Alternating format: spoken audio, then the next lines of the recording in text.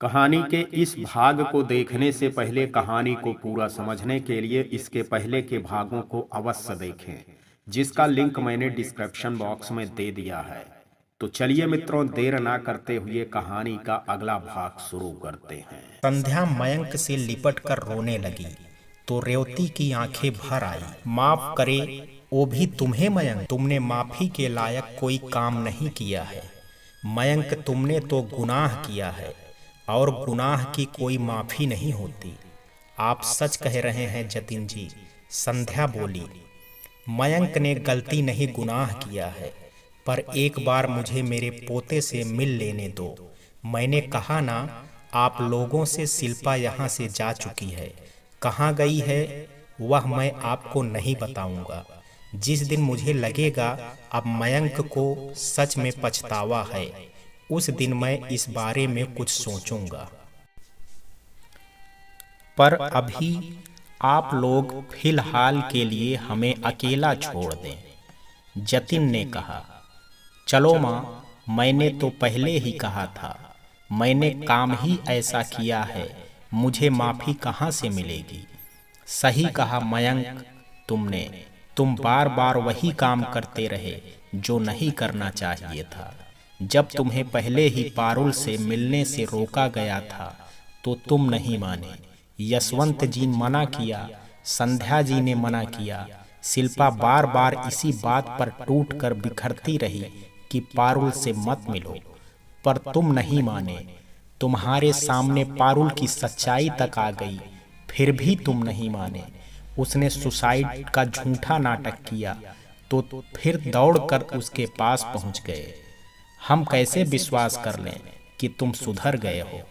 तुम्हें तुम्हारी गलती का पछतावा है। क्या पता कल पारुल फिर कुछ ऐसा करे और फिर तुम उसके पास लौट जाओ। शिल्पा फिर से उसी दर्द से घिर जाए। जिस दिन हमें विश्वास होगा कि तुम सच में सुधर गए हो, तब हम सोचेंगे तुम्हें शिल्पा से मिलने दें या नहीं। तुम्हें आश्चर्य हो रहा होगा कि मैं तुम्हारे और पारुल के बारे में इतना सब कुछ कैसे जानता हूँ। हाँ, मुझे भी जानना है। आप पारुल के बारे में इतना सब कैसे जानते हो? आपको कैसे पता मुझे पारुल की सच्चाई पता चल गई थी? हमें सब पता है मयंक। अगर पहले से ही हमने अपने कान और आंखें खुले रखे होते तो आज शिल्पा की यह हालत ना होती। तुम्हें क्या लगता है मयंक, पारुल ने सच में सुसाइड करने की कोशिश की थी? नहीं, यह वीडियो देखो कैसे डील कर रही है पारुल। अब समझ में आया पारुल किस कदर तुम्हें बेवकूफ बना रही थी। यह वीडियो राघव ने भेजा था। उसे पता था पारुल आसानी से चुप नहीं बैठेगी, कुछ न कुछ खुरापात तो करेगी। इसी कारण वह और विक्की पारुल की हरकतों पर नजर रखे थे। पर जतिन राघव के विषय में कुछ नहीं कहते हैं। यहाँ सबसे बड़ी गलती तो मेरी रही, जो मैंने शिल्पा की पढ़ाई पूरी नहीं होने दी और जल्दी ही उसकी शादी कर दी। काश मैंने इतनी जल्दबाजी नहीं की होती। शिल्पा को तुमसे बेहतर जीवन साथी मिला होता। चले जाओ यहाँ से मयंक। संध्या जी आपसे हाथ जोड़कर विनती है, कृपया कर दोबारा यहाँ नहीं आइएगा। मुझे इस तरह आपको मना करना अच्छा नहीं लग रहा है। आपको अपने पोते का मोह यहाँ खींच लाया है। पता तो आपको बहुत दिन पहले ही चल गया था, पर एक बार भी फोन कर शिल्पा का हाल जानने की कोशिश नहीं की। आज फुर्सत मिली आपको। फिर कितना भी हो, आप माँ हैं तो अपने आप सही कह रहे हैं जतिन जी। हमसे तो गलती हुई है, यह गलत है। कोई छोटी गलती नहीं है। मयंक को उसकी गलती की सजा तो मिलनी ही चाहिए। शिल्पा जहाँ भी खुश रहे, उसको और उसके बच्चे को मेरा दिल से आशीर्वाद है। चलती हूँ बहन जी, संध्या जी रेवती जी से बोली। संध्या और मयंक वापस लौट जाते हैं। संध्या के आंसू रुक नहीं रहे थे। चुप हो जाओ दीदी, बीमार हो जाओगी। हो जाने दे छोटी, कभी सपने में भी नहीं सोचा था अपने बेटे का घर टूटते देखूंगी। कितने चाव से शिल्पा को बहू बनाकर लाई थी। क्या पता था ऐसा दिन भी देखना पड़ेगा। शिल्पा अपनी चाची के साथ अपने बेटे वंश को टीका लगवाने गई थी। सुनैना बच्चों की डॉक्टर थी तो बच्चे के लिए कुछ आवश्यक दवाएं ले आई थी। यह इतनी सारी दवाएं शिल्पा, वंश ठीक तो है? हाँ दीदी, वंश ठीक है, सुनैना बोली, पर बच्चे के लिए सफर लंबा है। वंश को कोई दिक्कत ना हो तो कुछ जरूरी दवाएं ले ली बस, तब ठीक है। मैं तो घबरा गई। रेवती बोली, माँ कुछ हुआ है क्या? शिल्पा ने पूछा। कहाँ? रेवती बोली, ओ पापा पता नहीं किस सोच में बैठे हैं। उन्होंने अभी तक हम लोगों को देखा भी नहीं। नहीं तो तुरंत वंश को ले जाते हैं। अरे ओ ऑफिस का कोई फोन आया था, तब से ही कुछ सोच रहे हैं। सब बढ़िया है बेटा, तू चिंता मत कर, रेवती हड़बड़ा कर बोली। सुनैना ने रेवती के चेहरे के भाव पढ़ लिए। दीदी सिरदर्द हो रहा है, मैं चाय बनाने जा रही हूँ, आप पियोगी? अरे तू बैठ, मैं बना कर लाई। रेवती रसोई में चली गई। पीछे पीछे सुनैना भी रसोई घर में पहुंच गई। दीदी सच बताइए, क्या हुआ है? आप भी परेशान दिख रही हैं, कुछ तो हुआ है। रेवती सुनैना को सब बता देती है। आप चिंता मत करो दीदी, सब अच्छा होगा।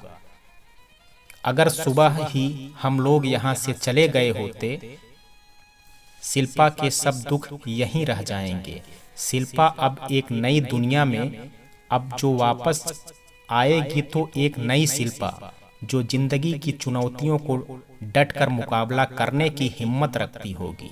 जानती हूँ सुनैना, मैंने शिल्पा को जन्म दिया है, पर प्यार तुमने मुझसे कहीं ज्यादा उसको दिया है। रात को सब खाना खाकर सोने चले गए। जतिन, एक बात पूछूं? हाँ रेवती पूछो। आपने संध्या बहन को शिल्पा से मिलने से मना क्यों कर दिया? आपने क्यों झूठ बोला कि शिल्पा कहीं दूर चली गई है? बेचारी कितनी आस लेकर आई थी, शिल्पा की भलाई के लिए झूठ बोला था। रेवती, अगर आज शिल्पा मयंक और संध्या जी से मिल लेती तो शायद उसका यहाँ से जाना मुश्किल होता। वह यहाँ से नहीं जा पाती क्योंकि वह मयंक से अभी भी बहुत प्यार करती है। मयंक भी उससे प्यार करता है, पर वह अभी तक उसके प्यार की सच्चाई को समझ नहीं पाया। इसलिए अभी उनका नहीं मिलना ही बेहतर है। मयंक को फील होना चाहिए कि शिल्पा उसकी जिंदगी में क्या जगह रखती है। और फिर शिल्पा हमेशा के लिए तो जा नहीं रही है, कुछ दिनों की तो बात है। नई जिंदगी में रहकर नई नई चीजें सीखेगी। मेरी बेटी जिंदगी को नए तरीके से जीना सीखेगी, जो उसके आगे के लिए बेहतर होगा। मैं उसका बाप उसका बुरा नहीं चाहता। मैं भी चाहता हूँ शिल्पा का प्यार मिले, उसकी जिंदगी में ठहराव आए, पर सबसे पहले वो कुछ बन जाए। मैं जानता हूँ उसकी जिंदगी, उसकी खुशियाँ मयंक है, पर वह अभी मयंक से मिल नहीं सकती। मयंक को अभी इंतजार करना होगा। यह दिखाना होगा कि वाकई में वह शिल्पा को अपनाना चाहता है। शिल्पा को भी मजबूत बनना होगा। रो रो कर जिंदगी में कुछ हासिल नहीं होता है। यह तो आपने सही कहा जतिन। अगर शिल्पा नादान नहीं होती तो आज यह नौबत नहीं आती। ऐसे कैसे भूख नहीं है दीदी? आपको अभी अपनी दवा भी तो लेनी है। आप इतनी जल्दी हार मान गई। आपने अनजाने में किसी का दिल नहीं दुखाया है, तो भगवान आपको इतनी बड़ी सजा कैसे दे सकते हैं? आप चिंता मत करो। मेरा दिल कहता है कि जल्दी ही आपको बहू और पोते दोनों का सुख मिलेगा। फिर हम सब साथ रहेंगे। और आप यह चाहती हैं जब आपकी बहू आए तो हम सब की डांट लगाए। हमने आपका ख्याल नहीं रखा है ना दीदी? चलो अब जल्दी से खाना खाकर दवा खा लो। मेरा मन नहीं है छोटी, बेकार की जिद मत कर। मौसी उदास होकर वहां से चली जाती हैं। मयंक देखो, दीदी खाना नहीं खा रही हैं। अगर उन्होंने समय पर दवा नहीं ली तो फिर से वही प्रॉब्लम हो सकती है। अब तुम ही चलकर समझाओ दीदी को। अब रीता भी नहीं आती है, कोई प्रॉब्लम हुई तो मैं अकेली कैसे संभाल पाऊंगी। मौसी आप चलिए, मैं आता हूँ। मयंक भी अनमना अपने रूम में लेटा हुआ था। माँ क्या हुआ, आप खाना क्यों नहीं खा रही हैं? आप मेरी गलती की सजा खुद को क्यों दे रही हैं? मैं अपने किए पर बहुत शर्मिंदा हूँ माँ, पर मैं तुझसे वादा करता हूँ मैं जल्दी तेरे पोते और तेरी बहू को वापस लेकर आऊँगा। अब मैं कोई ऐसा काम नहीं करूँगा जिससे तुम्हारा सिर नीचा हो। चलो अब कुछ खा लो, आप नहीं खाएंगी तो मैं भी नहीं कुछ खाऊंगा। संध्या की आंखों से आंसू गिरने लगते हैं। वह कोई जवाब नहीं देती, चुपचाप खाना खा लेती हैं और दवा खाकर सोने चली जाती हैं। अब मयंक एक धीर गंभीर इंसान बन गया था। दिन रात सिर्फ काम में ही लगा रहता। सक्सेना ग्रुप ऑफ इंडिया के बाहर भी अपनी जड़ें जमाने लगा था। शिल्पा भी पढ़ाई पूरी करके जॉब करने लगी थी। वंश 4 साल का हो गया था। मयंक की कार्बन कॉपी। वंश बहुत शरारती बच्चा था। शिल्पा टेक्सास की जिस कंपनी में जॉब करती थी उसी कंपनी में मयंक को भी किसी प्रोजेक्ट के सिलसिले में जाना था। Hello excuse me mister robin के साथ आज मेरी मीटिंग फिक्स है। क्या आप बता सकती हैं उनका केबिन किधर है? Yes sir. 70th फ्लोर पर सीधे जाकर लेफ्ट में रूम नंबर 10। सर इस समय मीटिंग रूम में आपका ही इंतजार कर रहे हैं। मयंक मीटिंग के लिए पहुंच जाता है। वहां मिस्टर रॉबिन आपके अपने स्टाफ के साथ पहले से ही कुछ डिस्कस में लगे हुए थे। Hello mister Robin. Oh mister Mayank, welcome. हम आपका ही वेट कर रहे थे। सब लोग अपनी अपनी चेयर पर बैठ जाते हैं। एक चेयर खाली थी मिस रोजी की। Yes sir. यह शिल्पा क्यों नहीं आई अभी तक? मयंक शिल्पा के नाम से चौंक गया, फिर खुद को संयत कर लेता है। मैं भी पागल हूँ, शिल्पा यहाँ अमेरिका में क्या करेगी? सर अचानक शिल्पा के घर में इमरजेंसी आ गई है तो वो मुझे प्रेजेंटेशन देने के लिए कहकर घर चली गई। ओके नो प्रॉब्लम, चलो फिर मीटिंग शुरू करते हैं। रोजी पहले आप प्रेजेंटेशन देंगी, फिर आगे की कार्रवाई शुरू करें। मीटिंग करीब 1 घंटे तक चली। मयंक जब मीटिंग से जाने के लिए लिफ्ट के पास पहुंचा तो शिल्पा पहले से ही लिफ्ट के पास मौजूद थी। उसने आंखों पर चौड़े फ्रेम का धूप का चश्मा लगा रखा था। बाल खुले हुए थे। हल्के ब्लू कलर का ब्लेजर पहन रखा था जो शिल्पा की पुरानी छवि सलवार सूट साड़ी के विपरीत था।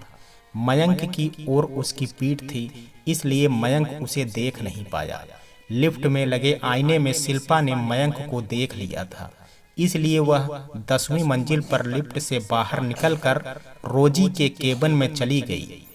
रोजी को प्रेजेंटेशन की फाइल सौंपकर शिल्पा घर वापस निकल गई।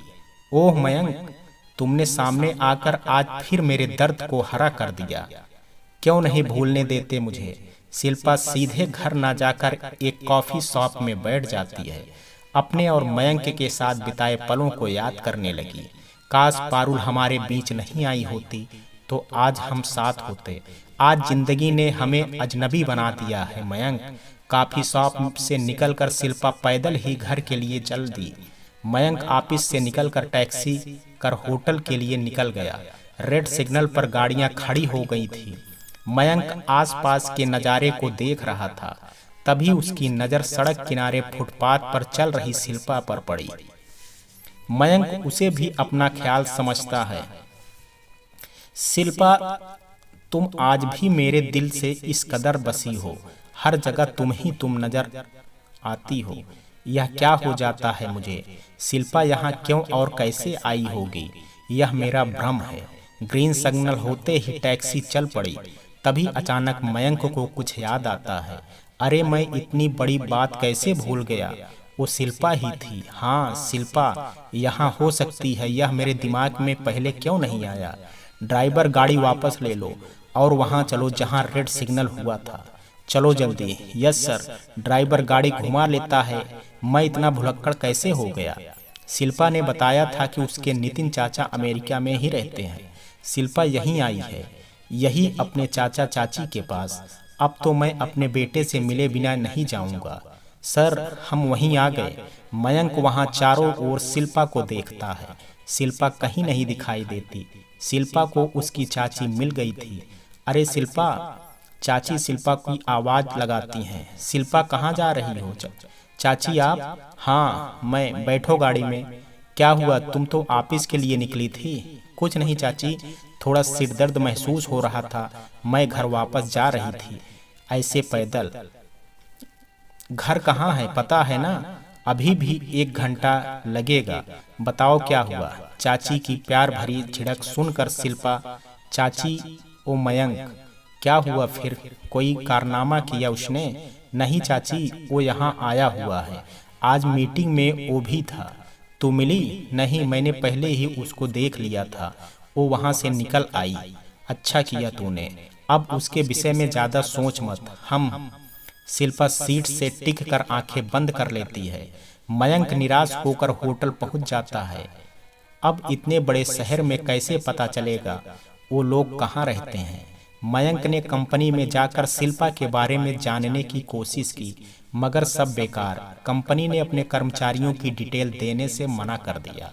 मयंक निराश होकर इंडिया लौट आता है। वापस आकर वो संध्या को सारी बातें बता देता है। सुबह सुबह जतिन अपने छोटे से गार्डन में पौधे में पानी दे रहे थे। नमस्ते अंकल जी। अरे राघव, अरे आओ आओ। रेवती, देखो चिंटू, देखो कौन आया है। अरे राघव भैया, कहाँ थे आप? चिंटू दौड़कर राघव के गले लग गया। नमस्ते आंटी, राघव रेवती के पैर छू कर बोला। चिंटू, तू तो मुझसे लंबा हो गया है। क्या सोच रहा है करियर के बारे में? भैया मुझे डॉक्टर बनना है। चाचा जी के पास जा रहा हूँ, वहीं डॉक्टरी की पढ़ाई करने जा रहा हूँ। वाह बहुत बढ़िया। रेवती चाय नाश्ता लेकर आई। अंकल मैं आपको एक खुशखबरी देने आया हूँ, मैं शादी कर रहा हूँ। शादी? वाह गुड न्यूज। लड़की कौन है? क्या करती है? कहाँ की रहने वाली है? एक साथ कई सवाल कर डाले रेवती ने। आप लोग उससे मिल चुके हैं, मुस्कुराते हुए राघव बोला। अंशु, जतिन और रेवती एक साथ बोले। अरे उसे कैसे भूल सकते हैं? शिल्पा के अकेलेपन में एक वही थी जिसके साथ शिल्पा अपना दुख हल्का कर लेती थी। आंटी, अंशु का कहना है शादी एक ही शर्त पर होगी, जब शिल्पा आकर हमारा गठबंधन करेगी, वरना मैं शादी की बात भूल जाऊं। अंकल अब तो आपको शिल्पा को बुलाना होगा, नहीं तो मेरे सन्यासी लेना पड़ेगा। राघव ने इतना सुनकर इतना मनुहार करते हुए कहा कि जतिन जी मना नहीं कर पाए। ठीक है बाबा, जैसा तुम चाहो। तुमने शिल्पा के लिए बहुत कुछ किया है, हमें तो तुम्हारी इच्छा पूरी करनी होगी। हम आज ही शिल्पा से बात करते हैं। पापा मैं जिम में जा रहा हूँ। बाय भैया। बाय चिंटू। के जाते ही अंकल, शिल्पा के लिए क्या सोचा आपने? कब तक ऐसे अकेले रहेगी? मयंक ने इन 4 सालों में अपने आप को भी भुला दिया है। हंसना तो जैसे भूल ही गया है। अंशु मयंक के ऑफिस में जॉब करती है, उससे सारी खबर मिलती है। मयंक ने एक अनाथ आश्रम भी खोल लिया है, वहीं अनाथ बच्चों में अपने बच्चे का सुख ढूंढता है। पारुल ने भी जिद में आकर विदेशी रईस से शादी कर ली और ऑस्ट्रेलिया में जाकर बस गई। मुझे सब पता है राघव, तुम यह सब पहले भी बता चुके हो, पर शिल्पा यहाँ वापस नहीं आना चाहती, तो इस विषय में क्या सोचें? शिल्पा क्या चाहती है? उसने क्या सोचा है? उसके मन में मयंक के लिए फीलिंग्स बची है या नहीं, यह तो मिलकर ही पता चलेगा। सही कहा आपने अंकल जी, पर एक बात तय है कि यह शादी तो शिल्पा के आने पर ही होगी। आप कह देना उससे मैंने कहा है। अरे शिल्पा का फोन आ रहा है, अब यह बात उससे तुम ही कह दो राघव। हाँ क्यों नहीं आंटी, यह तो और भी अच्छा होगा। शिल्पा और राघव की नोकझोंक शुरू हो गई। मैं नहीं आऊंगी तो अच्छा है, अंशु तेरे चंगुल से बच जाएगी। मैं सही कह रहा हूँ शिल्पा, तू नहीं आई तो मेरी वीरान जिंदगी के लिए मैं तुझे ही दोष दूंगा। और हंसने लगता है। बच्चू सही लड़की मिली है तुझे, बराबर कान खींचेगी। यह देवी, यह तो तब होगा ना जब साक्षात देवी जी दर्शन देने आएंगी। अब कोई बहाना नहीं शिल्पा, मैं सीरियस कह रहा हूँ। अंशु का कहना है जब तक तुम नहीं आओगी यह शादी नहीं होगी। ओके बाबा, तुम जीती मैं हारी, मैं आ रही हूँ और जल्दी तुम्हें अंशु की जेल में कैद करवाती हूँ, मेहरबानी होगी। राघव हंसते हुए बोला। फोन कट गया। आंटी आज शिल्पा से बात करने से लगा किसी मैच्योर लड़की से बात कर रहा हूँ। पहले तो इसको तर्क करना नहीं आता था, आज बराबर क्लास लगा दी मेरी। हाँ बेटा, उसके बुरे समय ने उसे बहुत कुछ सिखा दिया है। अब शिल्पा हर कदम सोच समझ कर रखती है। सुनैना ने मेरी बेटी को नई जिंदगी दी है। जी सही कहा आपने। शिल्पा आज उस जगह खड़ी है जहां वो अपना अच्छा बुरा समझ कर सही दिशा में कदम रखेगी। मुझे खुशी होगी अगर वो मयंक को चुनती है तो वंश को माँ बाप दोनों का प्यार नसीब होगा। अगर मयंक उसकी जिंदगी में कहीं जगह नहीं रखता तो फिर मैं कभी उससे मयंक के विषय में कोई बात नहीं करूँगा। अंकल, अंशु मयंक की कंपनी में जॉब करती है तो वो हो सकता है मयंक शादी में आए। मैं दावे से नहीं कह रहा हूँ, पर 1% चांस है आने का। शादी भी दिल्ली में ही है। शिल्पा को अभी बता देता तो वह फिर आती नहीं। अब वो नसीब में होगा, देखा जाएगा। राघव, मैंने तो खुशी मनाना छोड़ दिया है। जिस दिन मेरी बेटी की जिंदगी में ठहराव आएगा उस दिन मेरे घर में होली दिवाली दोनों मनाई जाएगी। 1 महीने बाद चिंटू अमेरिका जा रहा है। शिल्पा यहाँ नहीं रुकी तो हम अकेले क्या करेंगे। आप अपनी जगह सही हैं अंकल जी। अच्छा, अब मैं चलता हूँ। शिल्पा कब आ रही है आप मुझे फोन करके बता दीजिएगा। शादी की शॉपिंग वही करेगी। राघव चला जाता है। मयंक ने जब से शिल्पा को देखा है फिर से बहुत बेचैन रहने लगा था। कभी कभी पूरी रात जागकर शादी के एल्बम देखता रहता था। उसने अपने कमरे को फिर से शिल्पा की पसंद के कलर से सजा रखा था। अपने हाथों से अपने बेटे के लिए कमरा तैयार किया था। 4 साल में हर जन्मदिन, तीज त्योहारों पर उसके लिए गिफ्ट्स ला ला कर रखे थे। संध्या रात को पानी पीने के लिए उठी। अरे यह क्या, आज छोटी पानी रखना भूल गई। अब मुझे ही रसोई में जाना होगा। संध्या कमरे से बाहर आती हैं तो देखती हैं यह क्या, मयंक अभी तक जाग रहा है। कमरे में आकर देखती हैं मयंक लैपटॉप में बैठा था। मयंक बेटा, अभी तक सोए नहीं? नींद नहीं आ रही है माँ। सोचा कुछ काम ही कर लूं। बेटा, कब तक खुद को सजा देता रहोगे? मयंक कुछ नहीं बोलता है। संध्या पास में जाकर उसके सिर पर प्यार से हाथ फेरने लगी। अपनी माँ से अपना दर्द कैसे छुपाओगे मयंक? माँ, मयंक के सब्र का बांध टूट गया। माँ, मैं कैसे इतनी बड़ी गलती, इतनी बड़ी भूल कर सकता हूँ?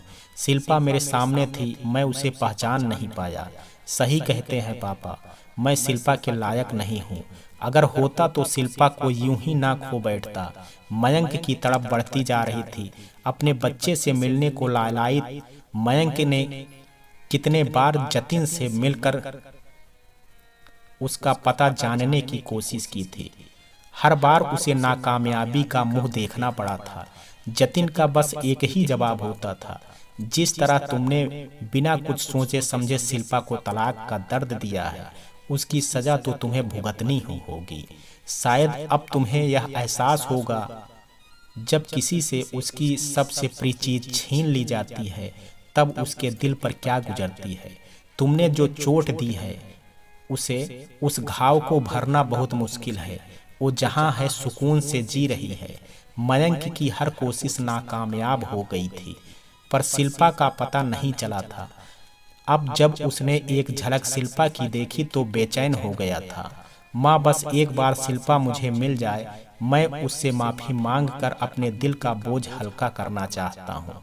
अब समझ आ रहा है मुझे कितना तड़पी होगी वो जब मैंने उसे सफाई का कोई मौका दिए बगैर पारुल के कहे में आकर तलाक दे दिया। उसकी जिंदगी के सबसे खूबसूरत लम्हे जब वो माँ बनने वाली थी, उन खुशी भरे लम्हों में कितनी बार छुप छुप कर रोई होगी। मैं बहुत बुरा इंसान हूँ माँ, बहुत बुरा। अब बस भी करो मयंक, ऐसे रोकर काम नहीं चलेगा। जो हो गया अब उसे भूल जा। शिल्पा बच्चे के साथ जहाँ रहे खुश रहे। अब तू अपने बारे में कुछ भी सोच बेटा। अब तक अकेले यूं ही तड़पता रहेगा। नहीं माँ, शिल्पा को छोड़कर मैंने जिंदगी में बहुत बड़ी गलती की है। अब इस जन्म में तो मैं शिल्पा की जगह किसी को नहीं दे सकता। और आप भी यह बातें करना बंद कर दो। जैसी तेरी मर्जी बेटा, मैं क्या करूं। माँ जो ठहरी, तुझे इस हालत में देख भी नहीं पाती। चल अब यह सब बंद कर और चुपचाप सो जाओ। शिल्पा भी इंडिया आने की तैयारी करने लगी थी। चाची मैं जाना तो नहीं चाहती, पर राघव ने मेरे लिए, मेरी फैमिली के लिए बहुत परेशानी उठाई है। हाँ कोई बात नहीं शिल्पा, अब चिंटू आ रहा है तो जब भी तुम्हारा माँ पापा से मिलने का मन करेगा, हम भैया भाभी को यहाँ बुला लिया करेंगे। शिल्पा ने 1 महीने की छुट्टियाँ ले ली थी। काफ़ी समय बाद लौट रही थी तो माँ बाप के साथ समय बिताना चाहती थी। हेलो माँ, मैंने टिकट करवा लिया है। आप पापा को दिल्ली एयरपोर्ट भेज देना। पापा को ही नहीं, मैं भी आ रही हूँ। 4 साल बाद शिल्पा ने दिल्ली एयरपोर्ट पर कदम रखा तो सीने में जैसे उसके कसक सा गया था। मम्मा, यहाँ हम किसके पास जाएंगे? वंश ने पूछा। बताया तो बेटा, आपके मामा और नानू के पास। तो चलो ना, मैं बहुत थक गया हूँ। बस बेटा हमारा लगेज आ जाए फिर हम घर चलेंगे। ओके मम्मा। मयंक शिल्पा की तलाश में वापस अमेरिका जाने के लिए एयरपोर्ट पहुंच चुका था। उसने शिल्पा की चाची का पता निकाल लिया था। शिल्पा लगेज लेकर बाहर जाने के लिए चल पड़ी। शिल्पा जैसे ही गेट से बाहर निकली, उसका टकराव मयंक से हो गया। शिल्पा, मयंक आश्चर्य से बोला। शिल्पा मयंक को देखते ही घबरा गई। उसने तुरंत वंश को गोद में उठा लिया और आगे बढ़ गई। शिल्पा मेरी बात तो सुनो। शिल्पा तब तक जतिन आ जाते हैं। शिल्पा से कहते हैं, तुम गाड़ी में बैठो, मैं सामान लेकर आता हूँ। पापा प्लीज मुझे शिल्पा से एक बार मिल लेने दो। मयंक तुम समझते क्यों नहीं? देखो जो वो बच्चा अचानक से तुम्हें देखकर डर गया। मयंक के अचानक रास्ते रोकने से वंश घबराकर शिल्पा से चिपक गया था। मयंक यह सुनकर ठिठक गया। जतिन शिल्पा को लेकर निकल गए। अब मयंक के अमेरिका जाने का कोई मतलब नहीं था। वो भी वापस घर लौट गया। अरे बेटा, तुम वापस आ गए? फ्लाइट कैंसिल हो गई क्या? नहीं माँ, शिल्पा यहीं आ गई। क्या? कहाँ? तुझे कैसे पता चला? मिलकर आ रहा हूँ। क्या तू मिला उससे? कैसी है वो? और मेरा पोता, वो कैसा दिखता है? माँ मेरी कार्बन कॉपी है। मेरी बचपन की तस्वीर और उसकी सूरत एक जैसी है। मुझे भी मिलना है उससे, पर कैसे मिलना हो पाएगा? उसने कुछ कहा तुमसे? कुछ बात हुई? नहीं माँ, कुछ बात नहीं हुई। कुछ नहीं बोली, चुपचाप चली गई। पापा आए थे उसे लेने, उन्होंने मुझे कुछ बोलने नहीं दिया। मयंक को यूं ही अचानक देख शिल्पा को पुरानी बातें याद आने लगी। रह रह कर उसकी आंखों में नमी तैरने लगती है।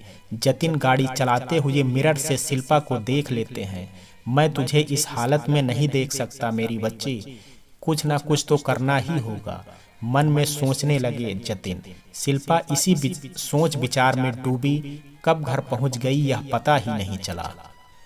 माँ, शिल्पा गाड़ी से उतरकर माँ के गले लगते हुए रो पड़ी। अरे क्या हुआ तुझे? सब ठीक है?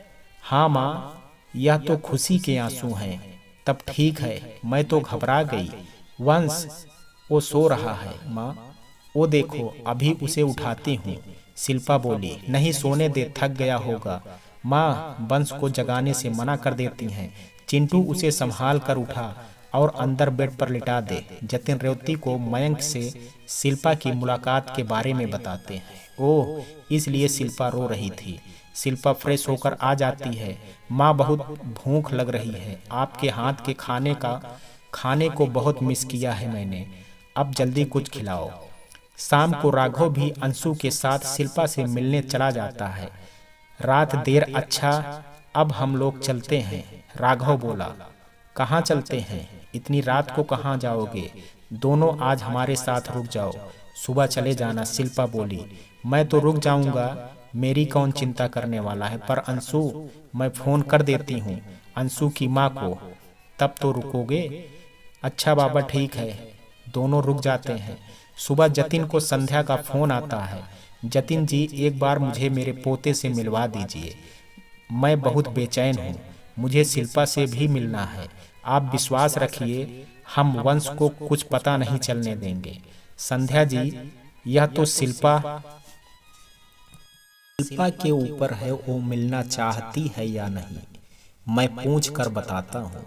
शिल्पा चाय लेकर आई तो पापा को फोन पर बात करते देख रुक गई थी। उसने सब सुन लिया था।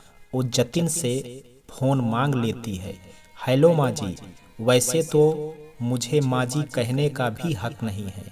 आपको वंश से मिलने से नहीं रोकूंगी, आपका खून है, आप जब चाहें मिल सकती हैं।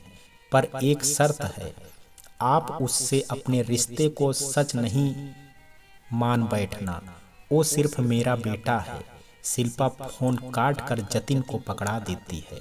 शिल्पा के इस तरह भाव शून्य चेहरे को देख जतिन दंग रह गया। अब उसे विश्वास हो गया, शिल्पा जो फैसला लेगी बहुत सोच समझ कर लेगी। जतिन शिल्पा पर गर्व करने लगते हैं। संध्या और मयंक 3 बजे के करीब वंश से मिलने पहुंच जाते हैं। करीब 2 घंटे तक वंश के साथ खेलने के बाद वो लोग जाने लगते हैं। मयंक रेवती से कहता है, माँ प्लीज एक बार मुझे शिल्पा से मिल लेने दो। शिल्पा जो कहेगी मैं वो सब करूँगा, पर एक मौका दे दीजिए। ठीक है, मैं शिल्पा से बात करूँगी। रेवती मयंक की बातों से भावुक हो गई। शिल्पा घर पर नहीं रुकी थी, वो अंशु के साथ शॉपिंग के लिए चली गई थी। रात को वंश के सोने के बाद रेवती शिल्पा को सारी सच बता देती है। कैसे मयंक 4 साल से पागलों की तरह उसे ढूंढता फिर रहा है, पर एक बार मिलने में कोई बुराई नहीं है। अंशु बता रही थी, मयंक बदल गया है। मयंक ने ऑफिस में भी सबसे बात करना छोड़ दिया है। जितना काम उतना ही बोलता है। हंसते हुए तो उसे आज कई महीने हो गए। आज दिन तक कोई नहीं देखा। जतिन भी आ जाते हैं। वो भी शिल्पा से कहते हैं, एक बार मिलकर सारा किस्सा ही खत्म कर दें। बार बार क्यों इन बातों को जन्म देना। शिल्पा और मयंक की मीटिंग फिक्स हो जाती है। संध्या की इच्छा थी शिल्पा घर पर आए और साथ में वंश को भी ले आए। जतिन ने शिल्पा के साथ रेवती को भी भेज दिया।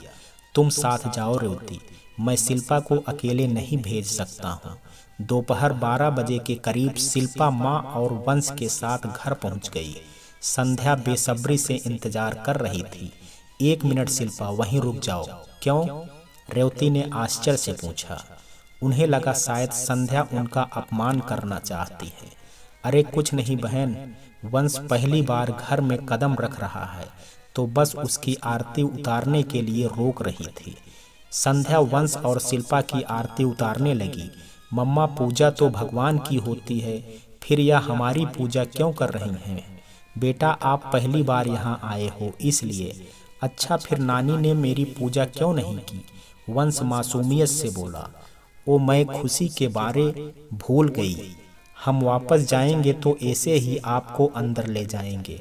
आओ अंदर आओ। शिल्पा ने अंदर पैर बढ़ाया। दिल जोर से धड़कने लगा। जी करा भाग जाए यहाँ से। मयंक की कही बातें कानों में गूंजने लगी। संध्या ने शिल्पा के मन के भावों को पढ़ लिया। आ बेटा, माँ का घर समझ के अंदर आ जा। हाथ पकड़कर शिल्पा को अंदर ले आई। घर में कदम रखते ही घर की हर एक चीज शिल्पा को पुराने लम्हों की यादें दिलाने लगी। मयंक के साथ बिताए हुए हसीन लम्हे याद आने लगे। फिर पारुल और मयंक की कही हुई वह घिनौनी बातें जो उसके दिल को चीर गई थी, वही बातें चारों तरफ गूंजने लगी। शिल्पा अपने कानों पर हाथ रख लेती है।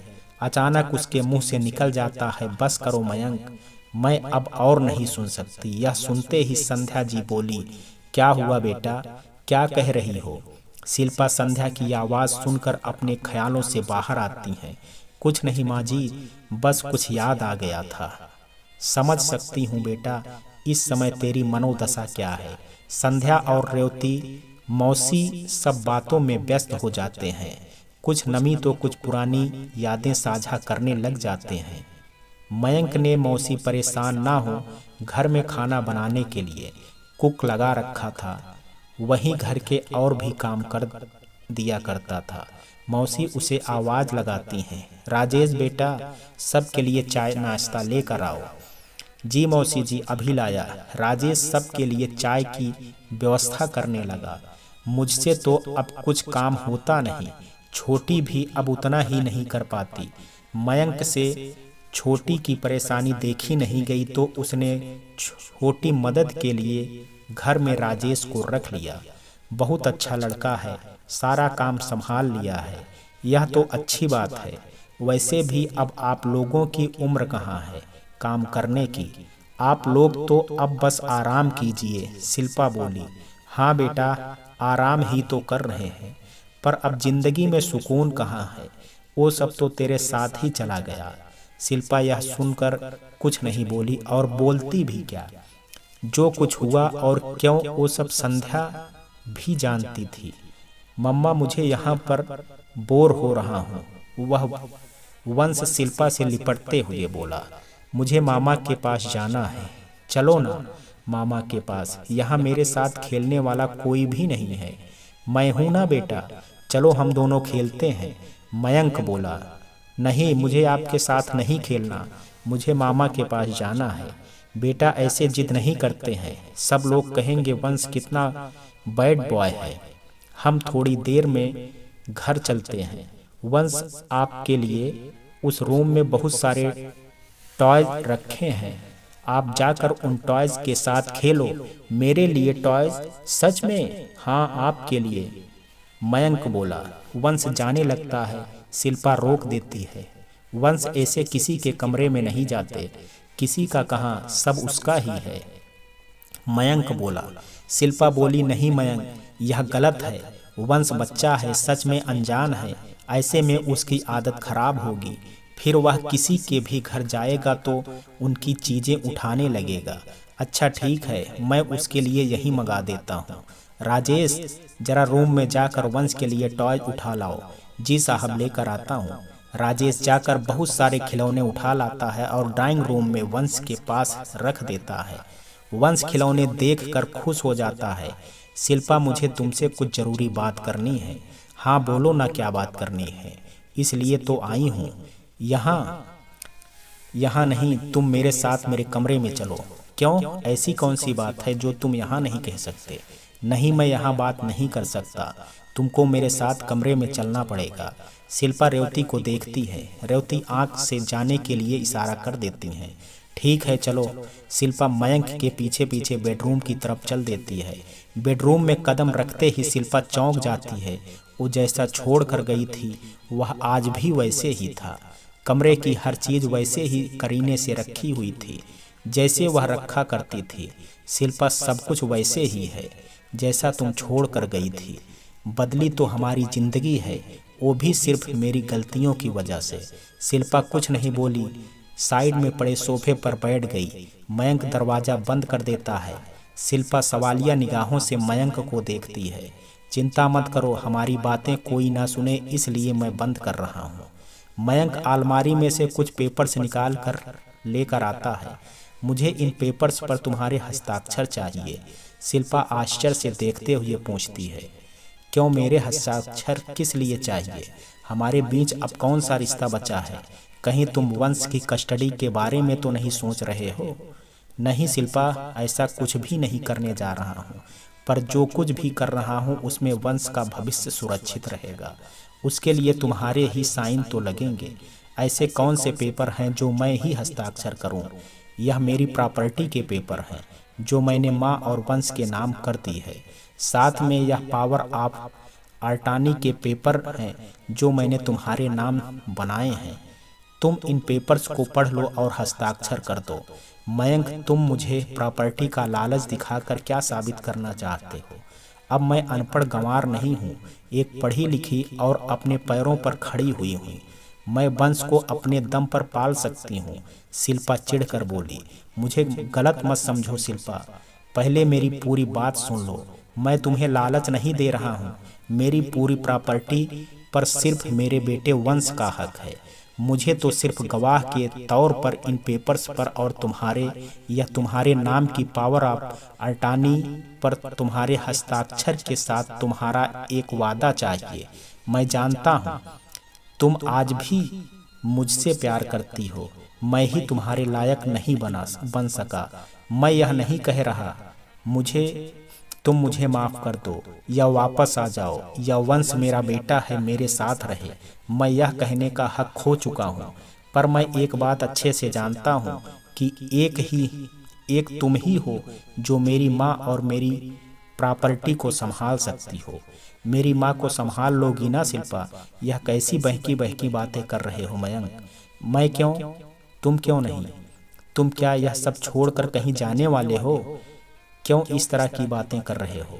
मेरे पास समय बहुत कम है शिल्पा, मयंक बोला। मैंने तुम्हारे साथ जो अन्याय किया है उसकी सजा भगवान ने मुझे दे दी है। मुझे ब्रेन ट्यूमर है, डॉक्टर सिन्हा ने कहा है। जितनी जल्दी ऑपरेशन हो जाएगा अच्छा है, पर बचने के चांसेस हैं या नहीं वह मेरी किस्मत पर डिपेंड करता है। मेरे बाद मेरी माँ को कौन संभालेगा? रिश्तेदार ऐसे हैं जो माँ को दुख के अलावा कुछ नहीं दे सकते हैं। इसके लिए पागलों की तरह तो मैं ढूंढता फिर रहा था कि काश तुम मिल जाओ तो सब कुछ तुम्हें सौंप कर मैं निश्चिंत होकर मर सकूं। मैं नहीं चाहता कि जो प्रॉपर्टी मैंने इतनी मेहनत से बनाई है उसे मेरे रिश्तेदार नोच नोच कर खा जाएं। इस पर सिर्फ मेरे बेटे वंश का हक है। शिल्पा, इस प्रॉपर्टी को तुम ही संभाल सकती हो और मेरी माँ को भी। माँ को संभाल लोगी ना शिल्पा? यह वादा चाहता हूँ।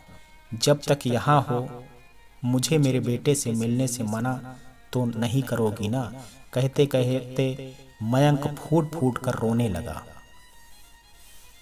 मयंक को रोता देख शिल्पा भी फूट फूट कर रोने लगी। मयंक, मैं तुम्हें कुछ नहीं होने दूंगी। शिल्पा रोते हुए मयंक से लिपट गई। दोनों की आंखों से दर्द का सैलाब बह निकला। सारे दुख, गिले शिकवे सब आंसुओं में बह निकले। थोड़ी देर में शिल्पा खुद को संयत करते हुए बोली, मुझे तुम्हारी मेडिकल रिपोर्ट्स चाहिए। मयंक अपनी रिपोर्ट्स निकालकर शिल्पा को देता है।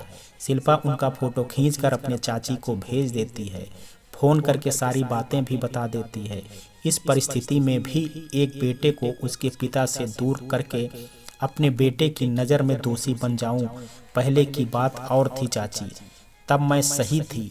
अब जब मयंक को इतनी बड़ी बीमारी हो गई है तो अब वंश से मयंक को दूर करके मैं गलत साबित हो जाऊंगी। तुम चिंता मत करो शिल्पा, मैं यहाँ डॉक्टरों को यह रिपोर्ट दिखाकर उनकी सलाह लेती हूँ। चिंता मत करो, मयंक ठीक हो जाएगा। मैं फ़ोन रखती हूँ। मयंक, तुम्हारे साथ माँ की दुआएं साथ हैं। अब तुम्हारे बेटे का प्यार भी। हम तुम्हारा इलाज कराएंगे, देखना तुम जरूर ठीक हो जाओगे। फिर तुम्हारी माँ के साथ रहना, मैं मेरे बेटे के साथ रहूँगी। नहीं शिल्पा, पहले इन पेपर्स पर हस्ताक्षर करके मुझे चिंता मुक्त कर दो। शिल्पा चुपचाप सारे पेपर्स पर हस्ताक्षर कर देती है। तुम जब चाहो अपने बेटे से मिलने आ सकते हो मयंक। थैंक्स शिल्पा, तुमने मुझे समझा। शिल्पा, माँ और मौसी को कुछ मत बताना, मैं उन्हें इतना बड़ा दुख नहीं देना चाहता।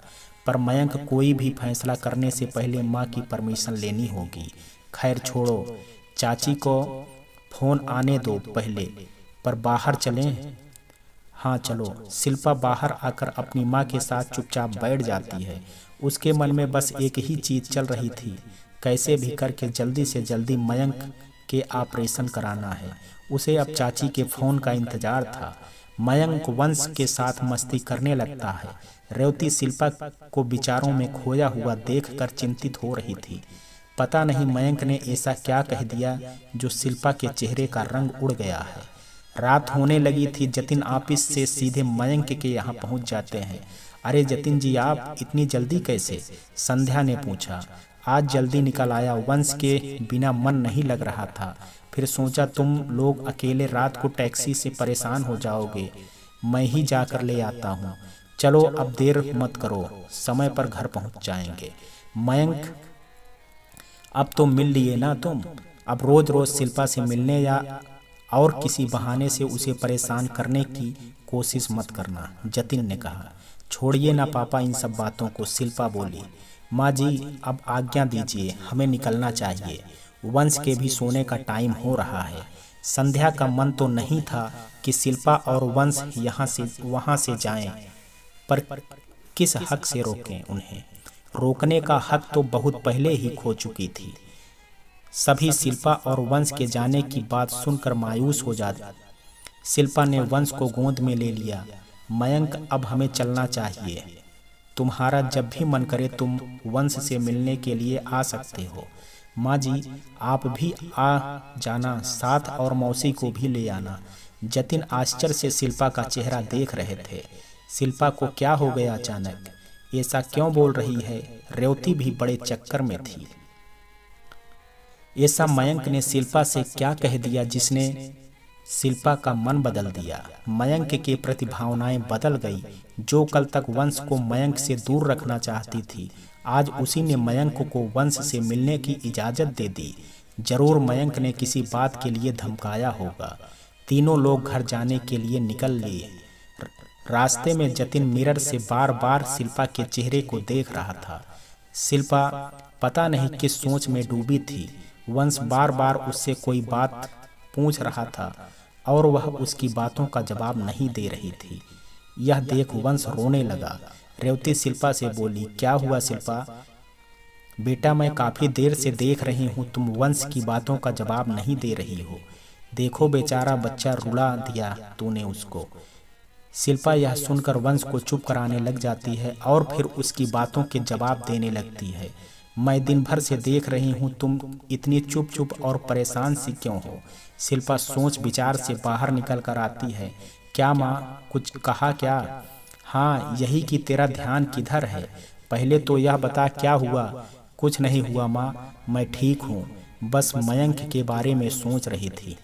क्या मयंक ने क्या कह दिया जो उसके बारे में सोच रही है?